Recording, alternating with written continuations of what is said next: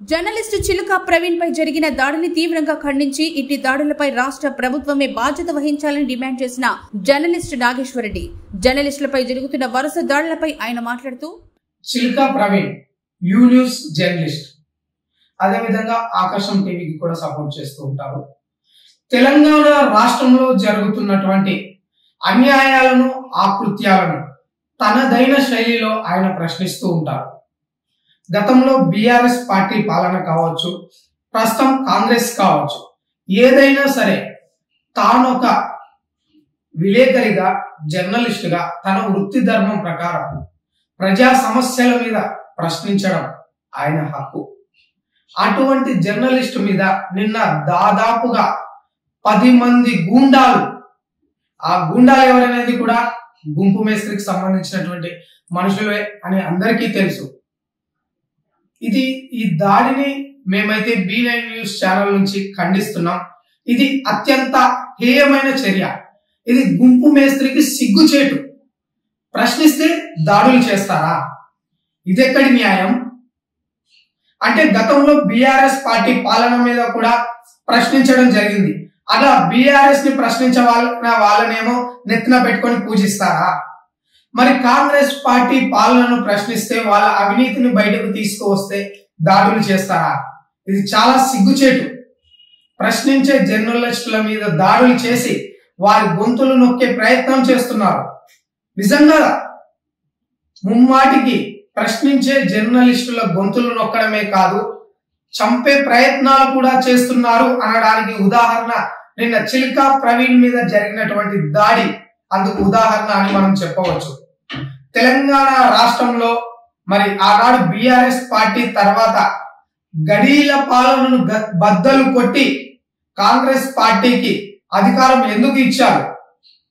అప్పుడు జరిగినటువంటి హేయమైన చర్యలు, అభివృద్ధి జరగలేదనే కదా కాంగ్రెస్ కి పట్టం కట్టింది. మరి అంతకంటే దారుణమైనటువంటి చర్యలు నేడు రాష్ట్రంలో నెలకొని ఉన్నాయి. కాకపోతే ఇటువంటి దాడుల వల్ల ఎవరు ముందుకు రావడం లేదు. కొద్దో గొప్ప కొంతమంది జర్నలిస్టులు అయితే గుంపు మేస్త్రి పాలనను కూడా ప్రశ్నిస్తున్నారు. అటువంటి వారి మీద ఇటువంటి దాడులు చేసి గొంతు నొక్కే ప్రయత్నం చేస్తున్నారు, నోరు నొక్కే ప్రయత్నం చేస్తున్నారు. బిడా ఒకటి గుర్తుపెట్టుకోండి, మీ దాడులకు ఎవరు భయపడే ప్రసక్తి లేదు. జర్నలిజం లేకి వచ్చే ముందే కొందరు ప్రాణాలను కూడా లెక్క చేయకుండా కొంతమంది జర్నలిస్టులు ఉంటారు. అటువంటి వాళ్ళ మీద మీరు ఇటువంటి దాడులకు ఎన్నింటికి పాల్పడినా కూడా మీరేం చేయలేరు. చివరికి మేము ఛానల్ నుంచి మీరు తొలగించే ప్రయత్నాలు చేసినా, ఏం చేసినా సరే ప్రశ్నిస్తూనే ఉంటాం. ప్రశ్నించే జర్నలిస్టుల మీదే అక్రమ కేసులు పెడతారు, దాడులు చేస్తారు, బ్లేమ్ చేసే ప్రయత్నాలు చేస్తారు. మీరు ఎన్నైనా చేసుకుని వాస్తవం ఏమనేది, ప్రజల తరపున పోరాటం చేస్తున్నది ఎవరనేది ప్రజలందరికీ బాగా తెలుసు. ఈ రోజు చిలుక ప్రవీణ్ మీద దాడి చేశారు, గతంలో జర్నలిస్ట్ శంకర్ మీద దాడి చేశారు, భవిష్యత్తులో మరికొంతమంది మీద దాడులు చేసే అవకాశాలు కూడా ఉన్నాయి. ఎంతమంది మీద మీరు దాడులు చేసినా, మరేం చేసినా కూడా ప్రశ్నించే గొంతుకలు మాత్రం ప్రశ్నించడం మారదు. మీరు ఇటువంటి దాడులు చేసినంత మాత్రాన భయపడి వెనక్కి తగ్గే ప్రసక్తే ఉండదు. ఇంకా భవిష్యత్తులో ముందుకు ఇంకా వెళ్లే అవకాశాలు కూడా ఉన్నాయి. తప్పకుండా చిలుక ప్రవీణ్ మీద జరిగినటువంటి దాడిని మేము ఖండిస్తున్నాం. ఈ చిలుక ప్రవీణ్ కోలుకున్న వెంటనే మీకైతే గట్టిగా సమాధానం ఇస్తారు. మేము ఇక్కడ చిలుక ప్రవీణ్ కి సపోర్ట్ చేయడం లేదు, జర్నలిస్ట్ శంకర్ కి సపోర్ట్ చేయడం లేదు. కేవలం ప్రజా సమస్యల మీద పోరాటం చేస్తున్నటువంటి జర్నలిస్టులకు మాత్రమే సపోర్ట్ చేస్తున్నాం. అది ఎవరైనా కావచ్చు. మరి చూస్తూనే ఉన్నాం, నియోజకవర్గంలో కాంగ్రెస్ పార్టీ హయాంలో జరుగుతున్నటువంటి అక్రమ ఇసుక దందాల మీద నేనైతే పోరాటం చేస్తున్నా. మరి నా మీద అక్రమ కేసులు పెట్టడం జరిగింది. నాయకులు, అధికారం పార్టీలో ఉన్నటువంటి వారు పోలీసులకి మరియు కాంగ్రెస్ పార్టీకి మధ్యలో ఉన్నటువంటి బ్రోకర్లు వాళ్ళ అవినీతి సొమ్ము కోసం ఎన్ని మెతుకులకు ఆశపడే కుక్కలు ఈ బ్రోకర్లు. ఈ కుక్కలు కూడా మా మీద అయితే దాడులు చేసే ప్రయత్నాలు కూడా చేస్తున్నారు. అయినా కూడా వాస్తవాలను అయితే ప్రజల ముందుకు తీసుకొస్తున్నాం. మన నియోజకవర్గంలో మనం చూసినట్లయితే గత కొంతకాలంగా నేనైతే అక్రమ ఇసుక దందాల మీద పోరాటం చేస్తూనే ఉన్నాను.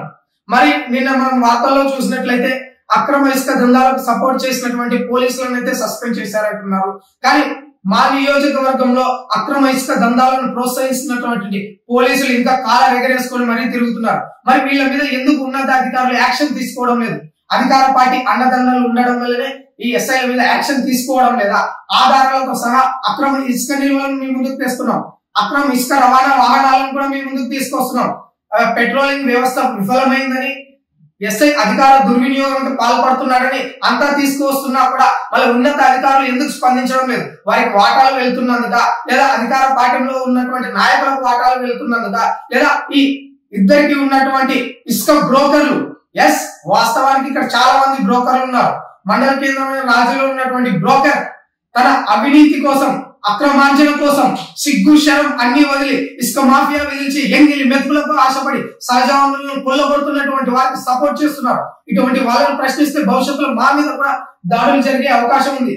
నిన్న ఒక జగదీష్ శంకర్ కావచ్చు, నేడు చిల్కా ప్రవీణ్ కావచ్చు, రేపు ఇంకెవరైనా కావచ్చు, ఇటువంటి అక్రమాలకు పాల్పడుతున్న వాళ్ళ మీద ప్రశ్నిస్తే దాడులు చేస్తూనే ఉంటారు. వీటికి భయపడతామనుకుంటే నెవర్ గివ్ అప్.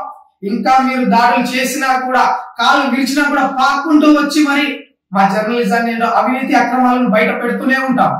తెలంగాణ రాష్ట్రంలోని ప్రజలందరికీ మేము చెబుతున్నది ఒకటే, తెలంగాణ రాష్ట్రం ఆవిర్భవించిన తర్వాత జరిగినటువంటి పాలన చూసాం, మన అభివృద్ధి కోసం పాలనను మార్చుకోవడం చూసాం. ప్రభుత్వం మారినా కూడా ఏముంది గర్వకారణం అనే విధంగా తెలంగాణ రాష్ట్రంలో అదే దుస్థితి నెలకొని ఉంది. ఇంకా ఇప్పుడు చాలా దుర్భరమైనటువంటి పరిస్థితుల్లో ప్రజలు ఉన్నారు. ఇప్పటి వరకు గ్రామ పంచాయతీలకు నిధులు లేవు. అదే విధంగా హైడ్రా పేరుతో జరుగుతున్నటువంటి అరాచకాలను కూడా మనం చూస్తున్నాం. ఉన్నోడికి ఒక న్యాయం, లేనోడికి ఒక న్యాయం. ఉన్నోడు కోర్టుకు వెళ్లి నోటీసులు తెచ్చుకుంటే లేనోడు కనీసం సామాను ఖాళీ చేసే పరిస్థితి కూడా లేదు. కాబట్టి ఇటువంటి అరాచకాలను, అక్రమాలను ప్రశ్నించే వారి మీద దాడులు చేస్తున్నటువంటి సమయంలో ప్రజలు కూడా ముందుకు వచ్చి మద్దతు తెలపాల్సినటువంటి బాధ్యత అయితే నెలకొని ఉంది. ఎందుకంటే మేము చేస్తున్నది ప్రజల కోసం, ప్రజా సంక్షేమం కోసం, ప్రజా పాలన కోసం. కాబట్టి ప్రతి ఒక్క జర్నలిస్టుకు ప్రజా సంక్షేమం కోసం, ప్రజా సమస్యల మీద పోరాటం చేస్తున్నటువంటి వారికి ఖచ్చితంగా తెలంగాణ రాష్ట్ర ప్రజలు మద్దతుగా నిలుస్తారని కోరుతున్నారు. చిల్కా ప్రవీణ్ మీద దాడి చేసినటువంటి దుండగులను ఖచ్చితంగా ఈ అధికార యంత్రాంగం గుర్తించి తప్పకుండా శిక్షలు పడాలని అయితే కోరుతున్నాం. ఎందుకంటే శిక్షలు పడే అవకాశం లేదని కూడా మాకు కూడా తెలుసు. ఎందుకంటే అధికార పార్టీ నాయకులు చేయించిన దాడులు ఇవి. వారు మరి వారి నాయకులను కాపాడుకోవడానికి, ఆ దాడి చేసిన దుండగులను కాపాడుకోవడానికి ఎన్నో ప్రయత్నాలు అయితే చేస్తారు. అయినా కూడా ప్రశ్నించే గొంతగా ప్రశ్నించక మానదు.